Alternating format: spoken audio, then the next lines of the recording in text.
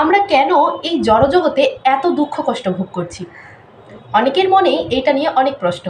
তো আসুন আজকে এটি আপনাদের মাঝে শ্রবণ করাবো। হরে কৃষ্ণ সকলকে। আমি বৃন্দা দেবনাথ আপনাদের মতো সকল গৌর ভক্তবৃন্দের চরণে আমার কোটি কোটি প্রণাম জানাই। এই জড় জগৎটাই হচ্ছে মায়ার জগৎ। এই জড়জগতে আসবার পূর্বে বা মনুষ্য জন্ম লাভ করবার পূর্বে আমরা ৮৪ লক্ষ বিভিন্ন প্রজাতির জীব, কীট পতঙ্গ, পোকামাকড় এসব হয়ে জন্মগ্রহণ করেছিলাম। আমাদের কর্মফল অনুযায়ী ভগবান আমাদের সেসব জন্ম প্রদান করেছিল। পশু পাখি, কীট পতঙ্গ, জন্তু জানোয়ার এসব জন্মগ্রহণ লাভ করাটা যে কতটা কষ্টদায়ক সেটা আপনারা সকলেই জানেন।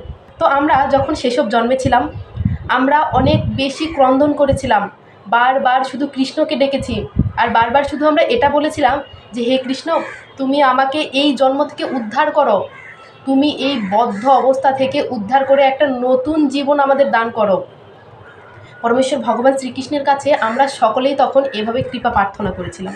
আমরা ভগবান শ্রীকৃষ্ণকে বলেছিলাম যে হে প্রভু, তুমি আমাকে এই জন্ম থেকে মুক্ত করে যদি মনুষ্য জন্ম দান করো, তাহলে আমি তোমার ভজন করে তোমারই আলোয় ভগবত ধামে ফিরে আসব। আর কৃষ্ণ দেখুন কতটাই না করুণাময়, কৃষ্ণ তার কথা রেখেছে, আমাদেরকে সেই পশু পাখি কীট পতঙ্গ এসব যোনির জন্ম থেকে মুক্ত করে মনুষ্য জন্ম দান করেছে। কৃষ্ণ তো তার কথা ঠিকই রেখেছে, কিন্তু আমরা কি আমাদের কথা রাখতে পেরেছি? আমরা তো ভগবান শ্রীকৃষ্ণকে বলে এসেছিলাম যে মনুষ্য জন্ম লাভ করলে আমরা এখানে এসে তার ভজনা করব, কিন্তু যখনই আমরা মনুষ্য জন্ম লাভ করলাম তখনই আমরা পরমেশ্বর ভগবান শ্রীকৃষ্ণকে ভুলে গেলাম, তার থেকে আমরা আলাদা হয়ে গেলাম। এই জড় জগৎটাকে আমরা নিজের প্রকৃত সুখের আলোয় মনে করে নিজের মতো করে আমরা কর্ম করে যাচ্ছি।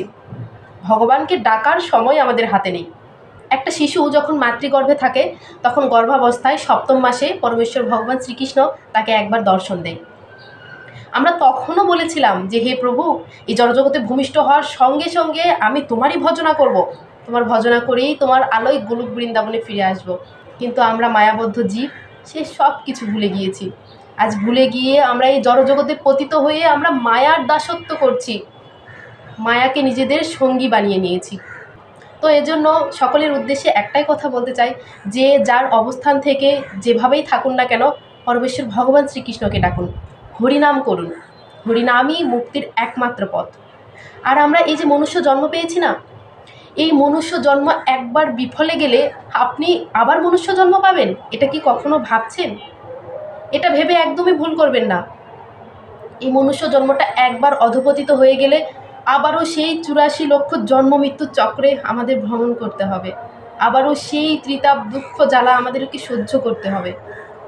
তো এজন্য সকলেই ভক্তি করুন, সকলেই পরমেশ্বর ভগবান শ্রীকৃষ্ণের হরিনাম কীর্তন করুন এবং পরিশেষে পরমেশ্বর ভগবান শ্রীকৃষ্ণের দিব্য আলোয় গোলক বৃন্দাবনে ফিরে যান। হরে কৃষ্ণ।